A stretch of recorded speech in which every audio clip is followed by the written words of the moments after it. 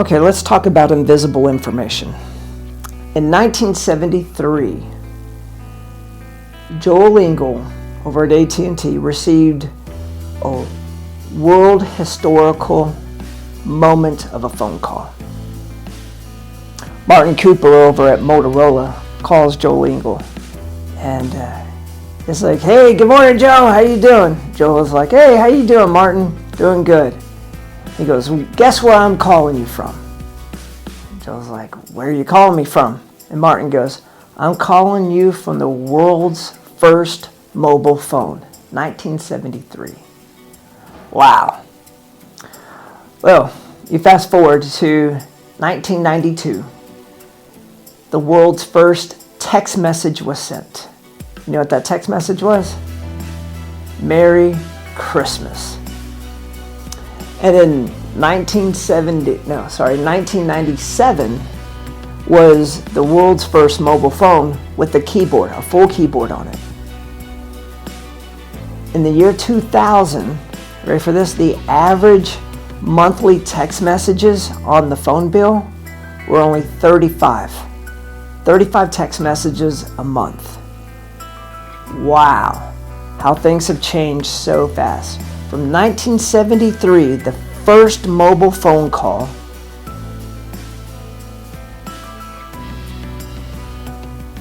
to fully functioning, we operate our life off of these cellular devices. Well, this, there's nothing new under the sun. The principles for cellular communication is always there. To someone of maybe of a primitive status, they were to look at, you ever watch those time travel movies? The time travel movies where someone travels in time into the future and they're talking on cell phones. And you're like, how do they do that? What is that? Some kind of wizardry. What kind of magic is this? And no, it's just advanced science. Matter of fact, Nikola Tesla in the early 1900s, and he was born in the 1800s, but made wildly popular in the early 1900s. He was born in Croatia, and he had wireless communication already figured out by the late 1800s. It was in 1893 they went public with some of his plans. He went public with some investors of trying to explain to them wireless communication, as well as getting electricity for free to every home. He knew how to work the properties that were there. These were laws that were already created. As a matter of fact, in his Colorado days, it was really cool.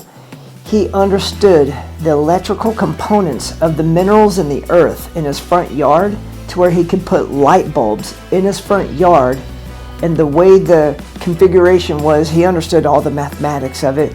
He could generate a power source and light all his light bulbs without wires in the front yard.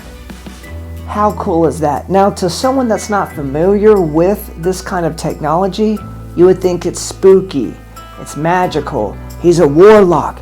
No, it's just advanced science. Learning to tap into that invisible arena of information. Information is weightless. Information is invisible. Right now, all around you is information. Matter of fact, right now, wherever you're watching this, you have heavy metal music playing all around you right now.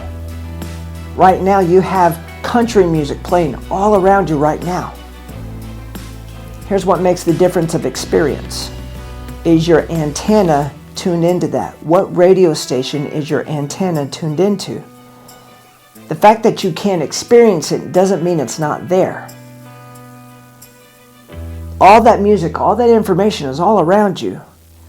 You just have to create an antenna to tap into its manifestation for your enjoyment and your pleasure. Back after during the World War II, entering into the Cold War days, we had advanced technology. Everybody's trying to figure out the latest spy, techniques, and how to keep tabs on who. And in the midst of that, just explorative scientific rush to advanced technology for the causes of, spyware and everything else, we had developed in the mid-1900s Kelvin and Kirlian photography technology. Okay. Here is a picture of some of this Kelvin photography. Okay. Kelvin and Kirlian technology is able to take pictures of animated and non-animated objects of the energy fields they host. All around everything there's energy fields. Animated objects, non-animated objects. Here is an energy field picture of this kind of technology of another object right here.